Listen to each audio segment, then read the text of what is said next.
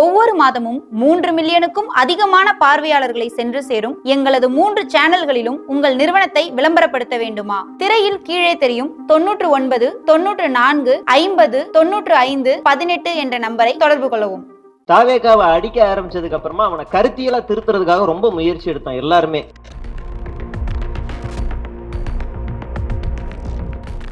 த்ரிஷாவை குறித்தோ த்ரிஷாவோட பாஸ்ட் வாழ்க்கை குறித்தோ அதை பத்தி யாருமே இப்போ வரைக்கும் பேச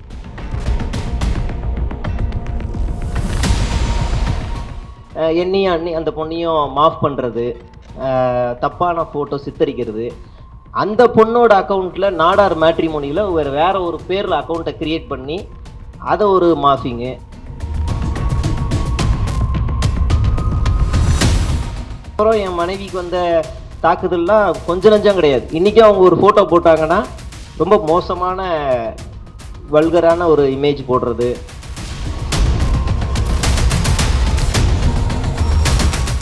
அவங்களோட வண்டவாளம் தண்டவாளம் அண்ணன் சொன்ன மாதிரி என்கிட்ட இருக்கு. பர்சனலாக மாவட்ட செயலாளரோட ஆடியோ வீடியோலாம் நான் வச்சுருக்கேன்.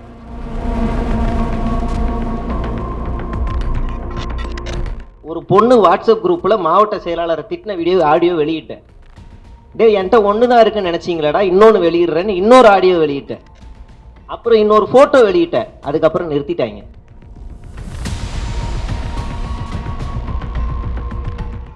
அதாவது இந்த தலைப்பை ஒரு 2 நாளைக்கு முன்னாடி வச்சிருந்தேன்னா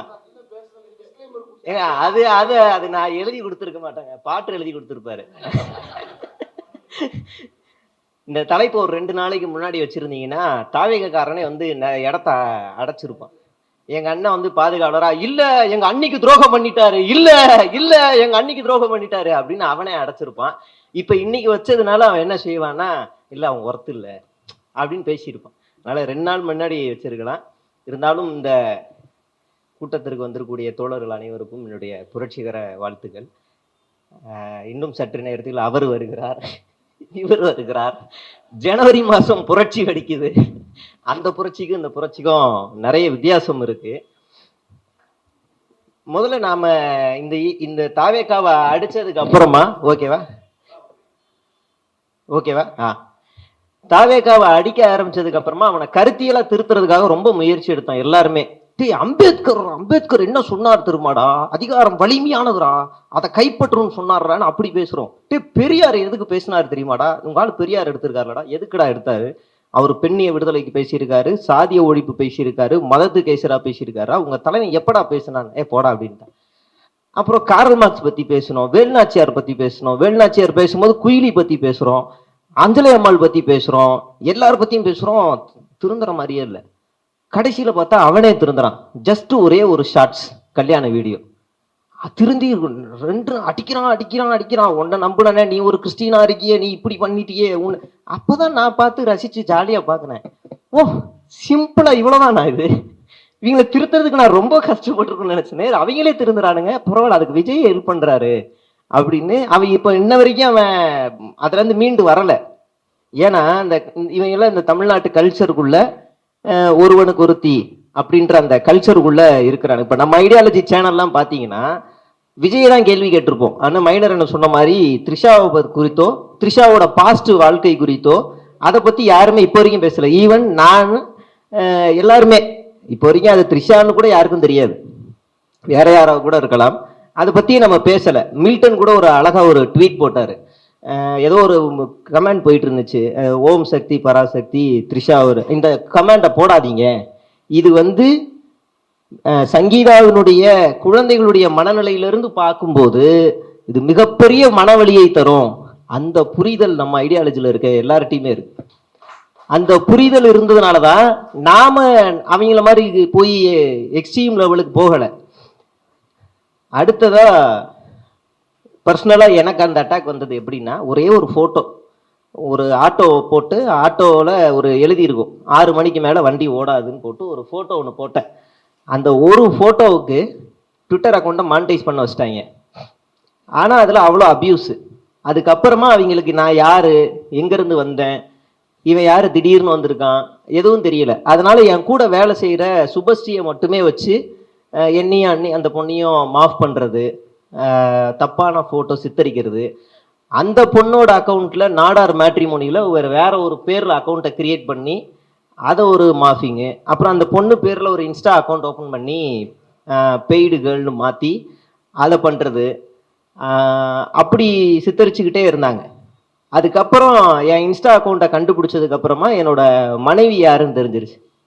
ஒரு வீடியோ அவங்களும் போட்டிருப்பாங்க, இந்த மாதிரி விசில் சின்னம் ஒதுக்குனதுக்கப்புறமா என்னால் நிற்க முடியல, பப்ளிக் நியூசன்ஸாக இருக்குன்னு. அதுக்கப்புறம் என் மனைவிக்கு வந்த தாக்குதல்லாம் கொஞ்சம் நஞ்சம் கிடையாது. இன்றைக்கும் அவங்க ஒரு ஃபோட்டோ போட்டாங்கன்னா ரொம்ப மோசமான வல்கரான ஒரு இமேஜ் போடுறது, மாஃபிங் பண்ணுறது, ட்ரெஸ்ஸை மாற்றுறது, இப்படி எக்ஸ்ட்ரீம் லெவலுக்கு போக ஆரம்பிச்சிருச்சு. நல்ல வேலை என் ஒய்ஃபு வந்து சேலம் தீகா ப்ராடக்ட்னால போங்கடா அப்படின்ட்டு வெளியே உள்ளுக்குள்ள குடும்பத்துக்குள்ள சண்டை வரல, இல்லைன்னா வேற மாதிரி ஆயிருக்கும். அவங்க கொஞ்சம் மெச்சூர்டாக எடுத்துக்கிட்டு நாங்கள் அதை பற்றி கேர் பண்ணவே இல்லை. எங்களுக்கு என்ன கேரிங்னா லைனாக ஃபோன் பண்ணி தைரியமா இருங்க இதுதான் ஒரு மாதிரி ஆயிடுச்சு. என்ன ஆச்சு, எது தைரியமா இருக்க சொல்றாங்க? அப்படி ஒன்றும் ஆகலை. ஒருத்தர் விடாம பேசி தைரியமா இருங்க, நாங்க இருக்கோம் தைரியமா இருங்க அப்படின்னு. அதுதான் எங்களுக்கு ஒரு மாதிரி ஆயிடுச்சு. நம்ம ஒண்ணுமே பண்ணலையே. அவங்க மறுநாள் 10 வீடியோ போட்டு போயிட்டு இருக்கிறாங்க, நானும் ஒரு 10 வீடியோ போட்டு பேசிக்கிட்டே இருக்கிறோம். இந்த தாக்குதல் இன்னைக்கு வரைக்கும் அடங்கலை. எப்ப எனக்கு கொஞ்சம் கம்மியாச்சு அப்படின்னா, அவங்களோட வண்டவாளம் தண்டவாளம் அண்ணன் சொன்ன மாதிரி என்கிட்ட இருக்கு.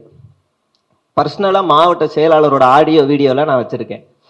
ஃபர்ஸ்ட் நான் சொன்னேன், நான் உனக்கு கருத்தியா எதிர்க்க வரேன், உனக்கு ஒரே ஒரு வார்னிங் தரேன். நாளையிலிருந்து என் ஃபோட்டோ கீழே மாஃபிங் ஃபோட்டோ இல்லை ஏதாவது வந்துச்சு அப்படின்னா என்கிட்ட இருக்க ஆதாரம் எல்லாத்தையும் ஒன்று ஒன்றா வெளியிடுவேன்னு. நம்படாதீங்க. மறுநாள் ஒரு ஆடியோ வெளியிட்டேன். ஒரு பொண்ணு வாட்ஸ்அப் குரூப்பில் மாவட்ட செயலாளரை திட்டின ஆடியோ வெளியிட்டேன். என்கிட்ட ஒன்று தான் இருக்குன்னு நினச்சிங்களாடா, இன்னொன்று வெளியிடுறேன்னு இன்னொரு ஆடியோ வெளியிட்டேன். அப்புறம் இன்னொரு ஃபோட்டோ வெளியிட்டேன். அதுக்கப்புறம் நிறுத்திட்டாங்க. அப்புறம் நான் சொன்னேன், நீ என்ன தாக்குனா எனக்கு எந்த கட்சியும் கிடையாது, எந்த கட்சி எந்த தலைவருக்கு எதுக்கும் ஆட்சிக்கோ எதுக்கும் பிரச்சனை கிடையாது. நான் ஒரு நாளைக்கு ஒரு 4 வீடியோ போட்டு போயிட்டே இருப்பேன். ஆனால் நான் உன்னை திரும்ப அடிச்சேன்னா உன் ஒட்டுமொத்த கட்சிக்கும் அசிங்கம், பார்த்துக்கோன்னு சொல்லி லீக் பண்ண ஆரம்பிச்சுட்டேன். நானும் போட்டேன், உன்னை இப்படி தான் காலி பண்ணணும்னு போட ஆரம்பிச்சோடனே வாய்ஸ் ஆஃப் காமன்ல இருந்து எனக்கு தெரிஞ்ச நண்பர் ஒருத்தர் ஃபோன் பண்ணி, இதை மட்டும் கொஞ்சம் நிறுத்திடுங்க, எதை இந்த வீடியோ ஆடியோ லீக் பண்ணுறது மட்டும் நிறுத்திடுங்க, இல்லை கொஞ்சம் நீங்கள் கருத்தியில் அடிச்சுக்கோங்க, ஆனால் இது மட்டும் வேண்டாம் அப்படின்னு பர்சனலாக பேச ஆரம்பித்தேன். அப்போல்லாம் முடியாது, அப்படி தான் பண்ணுவேன், ஒழுக்கமாக இருந்தால் இருப்பேன் அப்படின்னு போட ஆரம்பித்தேன். இவனுங்க எவ்வளோ வக்கர புத்தி கொண்டவனுங்க அப்படின்னா, அதுக்கு காரணம் விஜய் தான். விஜய் சினிமாவில் பெண்களை காட்டின விதம் என்ன? ஒரே ஒரு படத்தில் பெண்களுக்கு ஆதரவாக ஒரு போய்ச்சிருப்பார், மாஸ்டர் படத்தில். அதுவும் டெலிட்டட் சீனு. மீதி எல்லாமே கடைசி படத்தில் கூட பெண்ணை கழுத்து இருக்கிறது, ஒரு பொண்ணை 100 பேர் ஆம்பளைங்க நடுவில் ஆட விடுற சீனெல்லாம் நடிச்சுட்டு நீ பெண்களுக்கு பாதுகாப்பு பற்றி பேசுகிற அப்படின்னு பேசிகிட்டு இருந்தேன். இவங்க ட்ரிப்பு போயிருந்தோம் நாங்கள் எல்லாரும். எங்கள் கூட வந்து ஒரு 3 வயசு குழந்தை வந்துருந்துச்சு, எங்கள் அக்கா பொண்ணு. அது கையில் பீர் பாட்டில் வைக்கிற மாதிரி ஒரு மாஃபிங் ஃபோட்டோ போட்டிருந்தாங்க. அப்போ அதெல்லாம் மார்க் பண்ணி ஒரு சைபர் கிரைம் கம்ப்ளைண்ட் கொடுத்தோம். முக்கியமான ஒரு 4 ஐடி பிளாக்கு. இப்போ எப்படி பாஜகவுக்கு ஒரு பெரிய ஜேர்னலிஸ்டாக ரங்கராஜ் இருக்காரோ, அதிமுகவுக்கு ஒரு பெரிய ஜேர்னலிஸ்டாக சவுக்கு இருக்காரோ, தாவேகாவுக்கு பெரிய ஜேர்னலிஸ்ட் இந்த வாய்ஸ் ஆஃப் சரத்து. அவன் ஐடியை முடிச்சு விட்டேன். அவன் ஐடி முடிச்சு விட்டோன்னே எனக்கு அவன் பெரிய கவலை என்னன்னா, மீண்டு வருவேன்னு போட்டால் கூட பரவாயில்ல, எனக்கு இருந்த ஃபாலோவர்ஸ் எல்லாம் போயிடுச்சு, நான் ரொம்ப கஷ்டப்படுறேன். அடுத்த வீடியோ அப்படி தான் போட்டான். அப்புறம் ஜேடி ட்ரோல்னு ஒரு ஐடி கம்ப்ளைண்ட் கொடுத்து நான் அந்த ஐடியும் மார்க் பண்ணி கொடுத்தா அந்த ஐடியை முடிச்சு விட்டாச்சு. இப்போ பல ஐடிகள் முடிஞ்சிருச்சு. இப்போ இவங்க இந்த அளவுக்கு போயிட்டு இருக்கானுங்க. இப்போ நம்ம உள்ள வருவோம். சாய் ஜெகதீஷ்னு ஒரு பொறுக்கி, இவங்க யாரெல்லாம் இயங்குறாங்கன்னு பட்டியல் போட்டே சொன்னாதான் சரியா இருக்கும். அவன் ஒரு அஃபீஷியலான தாவேக நிர்வாகியா இருப்பான். ஏபிபி நாடு சேனல்ல வேலை செஞ்சான். அங்க இருக்க ஒரு பொண்ணுக்கு பாலியல் துன்புறுத்தல் கொடுத்து அது வெளியே தெரிஞ்சு அவன் அந்த சேனலை விட்டு வெளியே அனுப்பிட்டாங்க. அப்ப சோனியா அருண்குமாரும் ஸ்டாலின் மரியா அந்த 2 பேரும் ஒரு ட்வீட் போடுறாங்க, இந்த தம்பி திமுகவுக்கு எதிராக புரட்சிகரமா பேசினார். யாரு? இந்த பொம்பளை பொறுக்கி. திமுகவுக்கு எதிராக புரட்சிகரமா பேசினா, அதனால அவனை வந்து இந்த அரசாங்கம் சேனலுக்கு நெருக்கடி கொடுத்து அவனை தூக்கிட்டாங்க அப்படின்னா நம்ம எல்லாரும் இன்னும் அப்படியா நம்பிட்டாங்க எல்லாரும். ஆனா அந்த சார் என்ன பண்ணாருன்னா, ட்விட்டர்ல இன்ஸ்டாகிராம்ல சொந்த கட்சி பெண்கள்கிட்டயே, சொந்த தாவேகா கட்சி பெண்கள்கிட்டயே போட்டோ கேட்கறது, நான் ஒரு படம் எடுக்கிறேன், அந்த ஃபோட்டோ அனுப்பு, இந்த ஃபோட்டோ அனுப்பு, அதை பண்ணு, இதை பண்ணு, நான் அப்யூஸ் பண்ணிட்டான். இந்த பொண்ணுங்கெல்லாம் என்ன பண்ணியிருக்குன்னா, பாதிக்கப்பட்ட பொண்ணுங்க மட்டும் தனியாக ஒரு குரூப்பாக சேர்ந்துருக்கு. யாரு? இவனால பாதிக்கப்பட்ட பொண்ணுங்க சேர்ந்துட்டு இவனை எப்படியாவது காலி பண்ணணும்னு ஒரு ஸ்பேஸ் ஒன்று வருது. அந்த ஸ்பேஸில் இவரும் வராரு, புரட்சிகரமாக அதாவது பேசுவோம், ஆட்சிக்கு எதிராக பேசுவோன்னு பார்த்தா இவருக்கு எதிராக எல்லா பொண்ணுங்களும் போடுது. போட்டது மட்டும் இல்லாமல் இவர் பேசின அந்த வாட்ஸ்அப் ஸ்க்ரீன்ஷாட்டு, ட்விட்டர் ஸ்க்ரீன்ஷாட் எல்லாத்தையும் லீக் ஆகுது. என்கிட்டயும் இருக்கு. எல்லாத்தையும் லீக் பண்ணி விட்டாங்க. அதுக்கப்புறமா ஐடியை சஸ்பெண்ட் பண்ணிட்டு ஓடி போயிட்டான். ஏன்னா உங்களால் எனக்கு ரொம்ப பெரிய மன வருத்தமாக இருக்குது, என்னை மன்னிச்சிருங்கன்ட்டு இப்போ மறுபடியும் இயங்குறான். ஒரு 6 மாதம் கழிச்சு மறுபடியும் அந்த ஐடி இயங்குது. இப்போ இந்த இவங்க கட்சிக்குள்ளே இருக்க பெண்களுக்கே பாதுகாப்பு இல்லைங்கிறதுக்கு இன்னொரு உதாரணம்.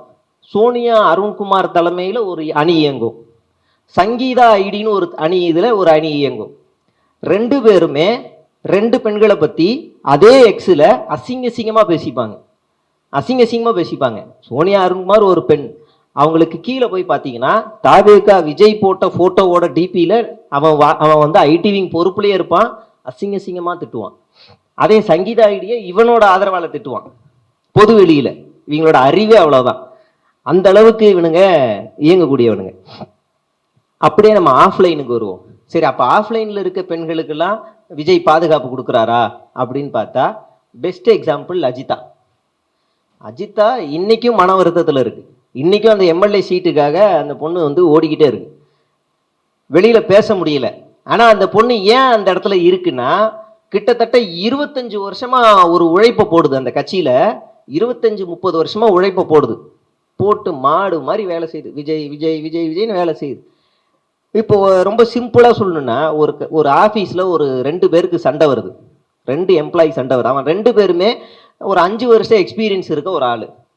இப்போ திடீர்னு எம்டி வந்துட்டு முந்தா நாள் சேர்ந்த ஒரு எம்ப்ளாயை கூப்பிட்டு 2 பேர் பஞ்சாயத்தை தீர்த்து வைனா அவன் மனநிலை எப்படி இருக்கும்? அந்த வேலையை விஜய் பார்த்தாரு. பின்னாடி வழியா எகிரி குதிச்சு ஓடி போயிட்டு இந்த பொண்ணை சமாதானப்படுத்த முந்தா நாள் சேர்ந்த சிடிஆர் ஆர்எஸ்எஸ் வாதியையும் இன்னொருத்தனையும் கூப்பிட்டு பேசுறாங்க.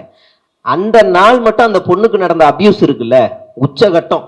காலையில் அந்த பொண்ணு போராட்டத்துக்கு வரும்போது பி ஸ்ட்ராங், ஸ்டே ஸ்ட்ராங், உனக்கு நீதி கிடைக்கும், நீ தான் அடுத்த வேலுநாச்சியாரெல்லாம் ஃபயர் விட்டானுங்க.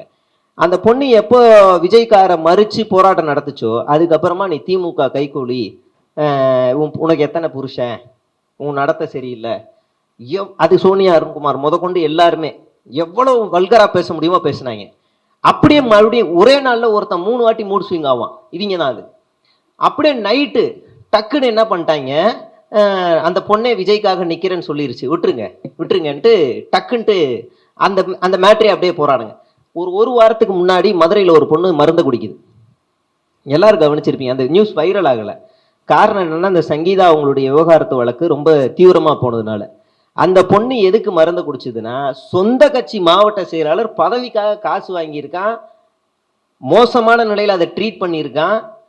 அதை வந்து கிட்டத்தட்ட அவனோட ஆசைக்கு அதை இணங்க வச்சிருக்கான். அவ்வளோ மோசமாக பண்ணதுனால மன விரக்தி போய் அது மருந்தே குடிச்சிருச்சு. இப்போ அந்த தலைமை கூப்பிட்டு பேசணும், இப்போ வரைக்கும் எவனும் அப்படியே விட்டாங்க. இன்னொன்று, உனக்கு பதவி தரேன் அப்படின்னு ஒரு மாவட்ட செயலாளர் ஒரு பொண்ணோட வீட்டுக்குள்ளே போகிறான்.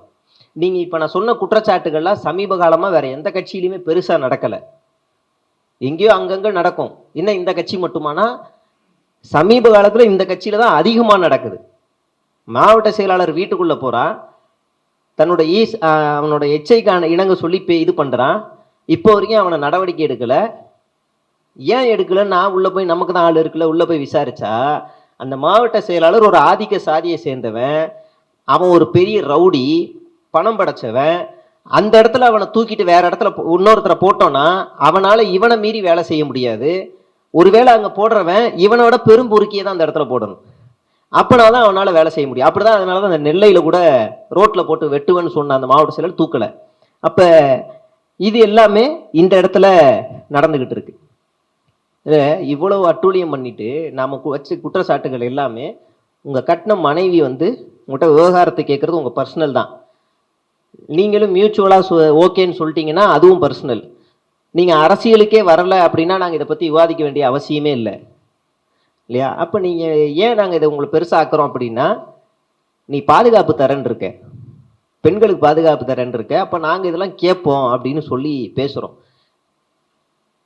உமன் ஹராஸ்மெண்ட்ல டொமஸ்டிக் வைலன்ஸ் வீட்டுக்குள்ள போட்டு சித்திரவதை பண்ணியிருக்கீங்க, இதெல்லாம் பண்றோம், சர்வ சாதாரணமா அது ஒர்த்து இல்லைன்னு சொல்லிட்டு போற ஒரு மனநிலை இருக்குல்ல, அதுதான் ரொம்ப உச்சகட்டம். அப்ப இதெல்லாம் நம்ம பேசினா திரும்ப திரும்ப இவனுக்கு வந்து இது பர்சனல்னு ஒரு 4-5 ஐடியெல்லாம் சொல்லுது. சரி என்னடா பர்சனல், இவங்க எல்லாம் உண்மையிலேயே ரொம்ப நல்லவனா இருப்பான் போல. அந்த ஐடியா ஒரு ஜஸ்ட் ஒரு 10 ஸ்க்ரோல் தான் பண்ணேன். சீமானை திட்டி வச்சிருக்காங்க, சீமான விஜயலட்சுமி, என்ன அது இது, சரின்னு ஒரு 10 ஐடியா ஸ்வைப் பண்ணா வேற யாரையோ இப்போ முதலமைச்சர் இன்னொருத்தையும் சேர்த்து வைக்கிறானுங்க. இப்ப இந்த விஷயத்திலேயே கூட கலைஞருக்கு 3 பொண்டாட்டி, ஸ்டாலின் அப்படி இப்படி வரானுங்க. இப்ப நான் ஒருத்தர் சும்மா இல்லாம நானும் போயிட்டு கலைஞருக்கு 3 பொண்டாட்டியா, எம்ஜிஆர் எப்படி இருந்தாரு, எம்ஜிஆர் வந்து ஜானகி முன்னாடி ஒண்ணு, ஜானகி கூட இருக்கும் போது ஜெயலலிதா சொன்ன வார்த்தை என்ன தெரியுமா, எம்ஜிஆர் செத்தாருன்னா உடன்கட்டை ஏறுற முழு உரிமையும் எனக்கு தான் இருக்குன்னாங்க. உடன்கட்டை ஏறுற உரிமை ஜெயலலிதா சொன்ன ஸ்டேட்மெண்ட். ஏன்டா இதெல்லாம் ஏன்டா பேச மாட்டீங்க, அப்படி பேசுற அளவுக்கு இவனுங்க இருக்கிறானுங்க அப்படிங்கிறதுதான். நேத்து கொடுத்த ஸ்கீம் பாருங்க, ரொம்ப சிம்பிளா சொல்லணும். தாய்மாமன் சீரு, பெரியப்பா கைவரிசை, பக்கத்து வீட்டுக்காரன் பலபல வரிசை, எழுத்த வீட்டுக்காரன் ஏடா கூட திட்டம். என்னடா திட்டம் இது, ஏற்கனவே திமுக அறிவிச்சத பட்டிட்டிங்கரிங் பண்ணி இதுல வந்து இவன் கொடுத்துருக்கிறான். நம்மளால 1000 ரூபாய் கொடுத்ததுக்கே இந்த அரசாங்கத்தை நடத்த முடியாம கடனை வாங்கி அதையும் சரி பண்ணி ஒரு சிறப்பான ஆட்சி இங்க ஓடிக்கிட்டு இருக்கும்போது இவன் 2500 ரூபாய் கொடுப்பேன், எல்லாம் கொடுப்பேன், இதுல அந்த 6 சிலிண்டர்லாம் எல்லாம் எனக்கு ஓகேங்க. என்னன்னா அந்த ஷேர் ஆட்டோல பட்டன் வச்சு அழுத்துனா உடனே போர்ஸ் வரும். எனக்கு என்ன சிரிப்பு வந்துருச்சுன்னா, இவங்க உண்மையிலே இவங்க உலகத்துல ஆட்சி வந்துருச்சுன்னு வச்சுக்கோங்களேன், பட்டன் ஷேர் ஆட்டோல வச்சுட்டா இவங்க சும்மா அமுக்கி பார்ப்பாங்க, வராங்களா விஜய் நான் வரல, அவர் வரேன்னு சொன்னாரு, இன்னொரு வாட்டி அமுக்குறேன்னா சும்மா அமைக்க வைப்பாங்க. இந்த பேங்க்ல தெஃப்ட் நடக்கும் போது பட்டன் அமுக்குனாலே 1/2 மணி நேரம் 1 மணி நேரம் ஆகுது வர்றதுக்கு. இவங்க சும்மா விஜய் நான் வரலையேன்னு அமுக்கி பார்ப்பேன் அப்படின்றாங்க. ஏற்கனவே இங்க தமிழ்நாடு அரசு பிங்க் பேட்ரோலு இன்னும் 2-3 அணியை உருவாக்கி பல 3 ஃபோர்ஸ் வச்சுக்கிட்டு இருக்கு. இவன் தனியா ஒரு அணியை உருவாக்குவேன், இது சீமான் திட்டம். என்ன செய்வேன், மேடையில பேசிக்கிட்டு இருக்கும் போது அங்க ஒருத்தன் ஒல்லியா இருப்பான், அவன் ஒல்லியா இருக்கேன், அவன் பார்க்க காவல்துறை மாதிரி இருப்பான், நீ பெண்கள்கிட்ட சேட்டை செஞ்சுன்னு வைத்திருவா, அவன் மர்ம அடி கொடுத்து உன்னை தூக்கிட்டு போயிருவான், அவன் என்னோட படையில இருப்பான்னுவான். அது இந்த ஆளு புது படையை உருவாக்குறேன், அடுத்து புது நீதிமன்றத்தை உருவாக்குவேன். ஏன்டா ஏற்கனவே இருக்குடா அந்த ஒரு நீதிமன்றத்தை மாநில அரசு உருவாக்குறதுக்கான ஒரு ப்ரொசீஜர் என்னன்னு இந்த ஆளுக்கு தெரியுமா தெரியாதா என்ன, நமக்கு அது வேற புரியல. இப்படி இந்த ஆளு போட்ட அந்த ஸ்கீம்ஸ் எல்லாம் இருக்குல்ல, இது வந்து தேர்தல் நாயகன் ஒரு ஆள் இருக்காரு, அவர் சூப்பரா கொடுப்பாரு. வீட்டுக்கு ஒரு ஹெலிகாப்டர், வீட்டுக்கு ஒரு ஸ்விம்மிங் பூல், ஸ்விஸ் பேங்க்ல அக்கௌண்ட் வச்சு உங்க எல்லாருக்கும் பணம் போடுவேன், ஆப்பிள் போன் வாங்கி தருவேன். இந்த மாதிரி பல திட்டங்களை அறிவிச்சுக்கிட்டு நம்ம ரொம்ப சிம்பிளா கேட்கிறோம், சினிமாவில ஓசிய ஒழிப்பன்னு சொல்றது. டிபேட்ஸோட வந்துட்டு அவங்க ஆளுங்க என்ன பண்றாங்கன்னா, நாங்க மீனை இலவசமா கொடுக்க மாட்டோம், மீன் பிடிக்க தான் சொல்லி தருவோம்னு கொடுக்கறது. இப்ப இங்க வந்து என்ன பண்றாங்கன்னா, இப்படி இலவசத்தெல்லாம் கொடுக்கறது. இது பேர் நாங்க இலவசம்லாம் சொல்லல, அந்த திட்டம். ஆமா, இப்ப தமிழ்நாடு அரசு மட்டும் எங்க இலவசம்னு சொல்லுச்சு? எந்த திட்டத்துக்கு பேரு இலவச திட்டம்னு பெருசாவே இல்லையே, எல்லாத்துக்கும் ஒரு அழகான பேர் வச்சுதானே போய்கிட்டு இருக்கு அப்படின்னு. அதுல இன்னொருத்தன், எங்கேயுமே விஜய் நான் பேர்ல திட்டம் இல்லை அப்படின்னா, அப்படியா சரி, அதனால தாய்மாமன் திட்டம் கயிறு. அப்ப இதெல்லாம் ஓடிக்கிட்டு இருக்கு. இப்ப இந்த அணிகள் வந்து தவேகாவில் ஒரு 3 அணிகளா செயல்படுறத நம்ம உற்று நோக்கி பார்க்குறோம். ஒன்று வந்து அவங்க அஃபீஷியலா தேர்வு செய்யப்பட்ட நபர்கள், அவங்களுக்கு பொறுப்பு கொடுத்து அவங்கள வந்து இயங்குறது. ஒன்றும் இல்லை, நீங்கள் ஒரு ட்விட்டர் ஐடி ஓப்பன் பண்ணிட்டு ஒரு பெய்டு ப்ரொமோஷன் 5000 ரூபா கொடுத்து ஒரு 10,000 ஃபாலோவர்ஸ் வாங்கிட்டு ஒரு 4 ட்வீட் திமுகவுக்கு எதிராக போஸ்ட் பண்ணிங்கன்னா அவங்களே உங்களை கூப்பிடுவாங்க. ரொம்ப சிம்பிள். நான் அப்படிதான் ஒரு ஐடியா சும்மா ஓப்பன் பண்ணி விஜய் நான் டிபி வச்சு நான் பேசி சும்மா ஒரு 4 போஸ்ட் 5 போஸ்ட் சும்மா போட்டேன். அவங்க போட்டதே ரீட்வீட் தான் பண்ணேன், சூப்பர் நல்லா இருக்கு அப்படின்னு போட்டு ட்வீட் பண்ணேன். அதுக்கே ஒரு ஐடி எனக்கு மெசேஜ் பண்ண ஆரம்பிச்சிட்டான். என்ன மெசேஜ் பண்ணுறான், சும்மா ஒரு பேர் தானே வச்சோம், பொண்ணு பேர் தானே வச்சோம், என்ன அப்படி பண்ணுறான் அப்படின்னு மெசேஜ் பண்ணிட்டேன். நாலாவது மெசேஜ், என்ன பண்ற, நான் நைட் ஷிஃப்ட் ஒர்க்கு, ஏன்னா எனக்கு வேலை டைமே இருக்காதுங்க, நான் மெசேஜ் பண்ண டைம் இருக்காது, அதனால எப்பயாவது தான் மெசேஜ் பண்ணுவேன், ஏன் லேட் ரிப்ளை, ஏன் சீக்கிரம் பண்ண மாட்டேற அப்படி இப்படின்னு கேட்டா நான் சொன்னேன் நைட் ஷிஃப்ட், அதனால லேட்டாக தான் பண்ணுவேன் அப்படி. எங்க கேங் எல்லாரும் 8 பேரும் ஆஃபீஸில் இருக்க 8 பேர் சேர்ந்து அந்த ஐடியில் மெசேஜ் பண்ணுவோம், நான் ஒரு ஆள் எல்லாரும் பண்ணுவோம். என்னங்க இதுக்கு என்னங்க மெசேஜ் பண்றேன், என்ன ரிப்ளை பண்ற, நீ பொண்ணு தான், நீ சொல்லு என்ன பண்ண, அப்ப இப்படி சொல்லுங்க என்ன பேசுனா, நான் வந்து பகல் ஷிஃப்ட் அப்படின்னா சரி ஓகே என்ன. அடுத்த மெசேஜ் போடுறான், கூடு விட்டு கூடு பாயலாமா இருக்கு. அதுக்கு அடுத்தடுத்து பேசுனதெல்லாம் இருக்குல்ல, இது எல்லாத்தையும் ஸ்கிரீன் ரெக்கார்டா போட்டு ஒரு வீடியோவை பிரத்யேகமா போடலாம் அப்படின்னு வச்சிருக்கோம். அவன் ID, phone number, voter ID எல்லாத்தையும் கொடுத்துட்டான். வச்சுக்க, நீ எப்போ ஃப்ரீயா இருந்தாலும் நான் ஒரு கடை வச்சிருக்கேன் வா, எல்லாத்தையும் கொடுத்துட்டான். சரி, நான் என்ன பண்ணேன், அந்த கடைக்கு வாசல்ல போய் கேங்கா ஒரு செல்ஃபி மட்டும் எடுத்து வச்சிருக்கோம். தேவைப்படும் ஃபியூச்சர்ல ரிலீஸ் பண்ணலாம் அப்படின்னு. எவ்வளோ நம்பிக்கையான ஆளா என்னை வந்து பார்த்துருக்காங்க அப்படின்னு. இன்ஸ்டால ஒருத்தர் இருக்கான், ஒரு மாவட்ட ஐடி, அது ஒரு மாவட்டத்தோட தாவேக்க ஐடி. அவன் எனக்கு இதே மாதிரி கேங்கா உட்காந்து பேசுறோம், எங்களுக்கு லஞ்ச் டைம் தான் ஃப்ரீ டைம், மீதி எல்லா நேரமும் பரபரன்னு ஓடிக்கிட்டு இருப்பான். சரி போர் அடிக்குது பேசுவோமா. ஆக்சுவலாக அந்த ஐடி ஓப்பன் பண்ணது நோக்கம் என்னன்னா, இவங்க என்ன மாதிரி மோசமான செயல்பாடுகள் இதுங்கிறானுங்கன்ட்டு இவங்க வந்து லீக் பண்றதுக்கு தான். அதுல இருந்து நிறைய வந்திருக்குன்னு வச்சுக்கோங்களேன். அப்ப இந்த இன்னொரு ஐடி இதுல இன்ஸ்டால இருந்து ரீசெண்டா ஒரு தெலுங்குல ஒரு 2 பேர் கல்யாணம் ஆச்சு, ரஷ்மிகாவுக்கும் இன்னொருத்தருக்கும் கல்யாணம் ஆச்சு. அந்த போட்டோவை எடுத்து வச்சுட்டு டிவிகே பாய் டிவிகே கேர்ள்னு எனக்கு அனுப்புறான். என்ன அடுத்து விஜயும் அந்த இன்னொரு ஹீரோயினும் இருக்கிற போட்டோ வச்சுட்டு டிவிகே பாய் டிவிகே கேர்ள் ஓகேவா அப்படின்னு எனக்கு அனுப்புறான். இதெல்லாம் ஸ்கிரீன் ரெக்கார்ட் பண்ணி வச்சிருக்கோம். ஆஹா, இவங்க இப்படிதான் இப்ப எல்லா இடத்துலயும் இயங்குறானுங்க அப்படின்னு ஒரு 10 ஐடி எடுத்து வச்சிருக்கேன். நம்மளாலாம் பேச கிடையாது. நாம் அந்த ஐடியில இருந்து மெசேஜ் பண்ணது இருக்குல்ல, தலைமை என்ன முடிவு பண்ணியிருக்கு கூட்டத்துல, செயற்குழுல பேசின வெளியே தெரியாதுல, என்ன முடிவு பண்ணிருக்குன்னு கேட்டா அமுச்சு விட்டுருவான். ரொம்ப சிம்பிளா அமுச்சு விட்டுருவான். அப்புறம் நிர்வாகிகள் கூட்டம்னு ஒரு 10 பேர் மட்டும் போட்டு பட்டியல் போட்டாங்கல்ல, இவங்க வேட்பாளர் பட்டியல் அறிவிக்கிறதுக்கு முன்னாடி எனக்கு வந்துருச்சு, இந்தந்த ஏரியால இந்தந்த ஆள் நிப்பாட்டுறாங்க அப்படின்னு. நான் சும்மா கேட்டேன், உனக்கு வேட்பாளர் பட்டியல் இருக்கா, இரு அனுப்புறேன் அப்படின்னு அனுப்புறான். எனக்கு ரொம்ப ஷாக்கா இருந்துச்சு, ஆகா பெரிய எதிரியோட மோதுறோம் அப்படின்னு நினைச்சேன். ரொம்ப சில்பா குமார் இவ்வளவு மட்டமான டீம் வச்சிருப்பான்னு நினைக்கல. அது இல்லாம அந்த கூட்டத்துல வேலை செய்யறவங்களே ரொம்ப அதிருப்தியில கோவத்துல தான் இருக்காங்க. இந்த ஸ்கீம் அறிவிச்சாங்கல்ல நேத்து, முந்தா நாள் நைட்டு ஒரு அன்னோன் ஐடியில இருந்து என்னோட ட்விட்டருக்கு ஒரு மெசேஜ் வருது, இந்த ஸ்கீம்லாம் ஒரு நாளைக்கு அறிவிக்க போறாரு அப்படின்னு எனக்கே அனுப்புறான். நாளைக்கு அறிவிக்க போறதை இன்னைக்கு அனுப்புறான். அந்த அளவுக்கு அவங்க கோவத்துல இருக்காங்க. நீங்க யாரு, நான் வாய்ஸ் ஆஃப் காமெண்ட்ல வேலை செய்யறேன், என் பேரை மட்டும் வெளியே சொல்லாதீங்க, ஐடியிலேயே இருக்கு பேரு, ஐடியிலேயே இருக்கு.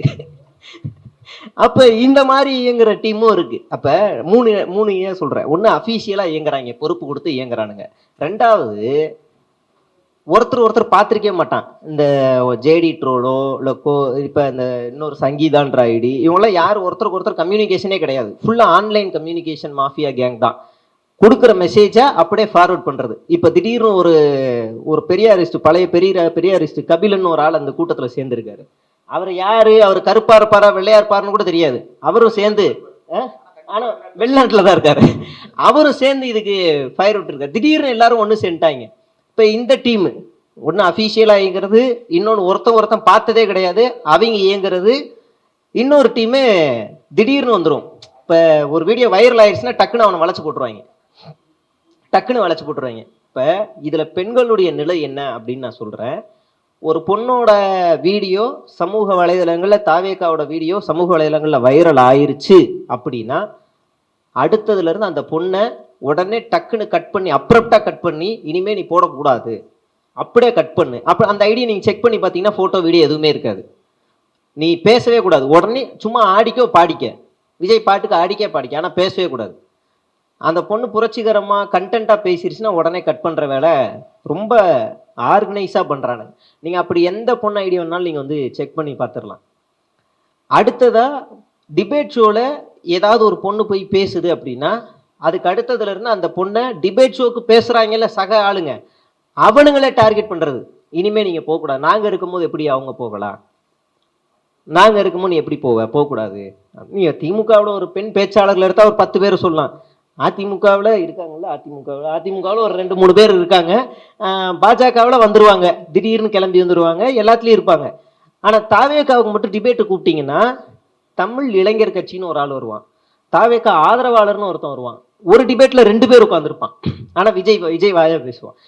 அப்போ இவங்க ஒரு பெண் நிர்வாகியை கூட மாநில அளவில் போஸ்ட் பண்ணுறதுல என்ன சிக்கல் அப்படின்னா, ஆளுங்கள்லாம் இருக்காங்க, வளர்ந்துருவாங்க மீன்ஸ் லைக் அதிகமாக போயிருமோ, வியூஸ் அதிகமாக போயிருமோ, அந்த அல்ப ஆசை தான் அவங்களுக்கு. மற்றபடி அவங்க வந்து இந்த பெண் பாதுகாப்பு இதெல்லாம் கொடுக்குறீங்கல்ல, நாளைக்கு விஜய் எழுப்பி நேற்று கொடுத்த ஸ்கீமெல்லாம் லைனாக சொல்லுங்கன்னா பெப்பன்றோப்பில் அவ்வளோதான் அவருக்கு. இவரை வந்து ஒரு ப்ராடக்டாக வச்சு ஒரு கூட்டம் இயங்குது. நீங்கள் அந்த கட்சிக்குள்ளே இருக்க பெண்களுக்கே பாதுகாப்பு இல்லாத சூழல் இருக்கும்போது இவர் வெளியில் வந்து என்ன பாதுகாப்பு கொடுப்பாரு அப்படின்னு ஒன்று இருக்குது. பாட்டும் நானும் ஒரு பெரிய ஒர்க்கில் இயங்கிக்கிட்டு இருக்கிறோம். அது கொஞ்சம் ரகசியமாகவும் ஓடிட்டு இருக்கு. அந்த ஒர்க்கு வரும்போது இவனோட பிம்பம் முழுக்க உடையும், ஒட்டுமொத்த பிம்பமும் உடையும். அதை கூடிய விரைவில் நாங்கள் வந்து வெளியிடுவோம் அப்படிங்கிறது தான். ஏதாவது சொல்ல மறந்துருந்தோன்னா நீங்கள் கேள்விகளாக கூட கேளுங்கன்றது தான். எந்த ரகசியம்? அதை நான் சொல்கிறேன்.